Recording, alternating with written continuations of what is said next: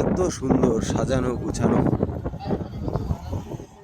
আর খুব হাওয়া চলছে এখানে। আর এখানে বেশিরভাগ আমাদের ইন্ডিয়ান টুরিস্ট, কারণ মুক্তিনাথ ধাম দর্শন ইন্ডিয়ান টুরিস্টরা বেশি করে। বিশেষ করে উত্তরপ্রদেশ, দেহরাদুন, উত্তরাখণ্ড, বিহারের মানুষজন, নেপালে বেশি আসে। আমি যা দেখলাম এর কয়েকদিন।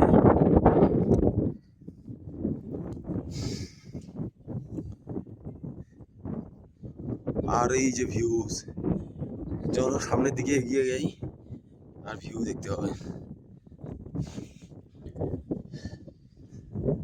ভিডিওটা স্কিপ না করে সবটা দেখো, নেচার যে কতটা সুন্দর দেখতে হবে। আর তার সঙ্গে এখানকার মানুষজনের যে হোটেল বাড়ি সাজানোর যে প্যাটার্ন, মানে দারুণ। এখন তো সন্ধ্যা হচ্ছে প্রায়, তাই একটু আলো কম। যখন রোদ ঝলমলে ছিল, মানে সেই দারুণ দারুণ, মানে দারুণ, মুগ্ধ।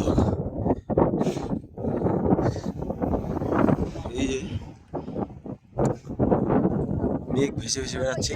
মেঘ যদি না থাকতো তাহলে এখানে ধওলাগিরি, নীলগিরি,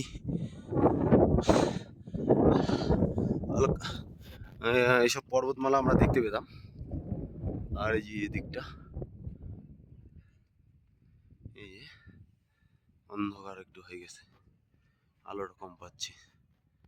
আর এই যে এয়ারপোর্ট, এখানে একটা ছোট্ট এয়ারপোর্ট আছে, 16 সিটের একটা বিমান এখানে নামে। এটা হচ্ছে ঘোরার জন্য, ট্যুরিস্টের জন্য। আর এই যে এদিক থেকে এখানে একটা ভালো জিনিস, এই যে চামড়ি গাইয়ের লোম দিয়ে দোলনাতে দিছে। আর এই যে এটা হচ্ছে একটা ভ্যালি।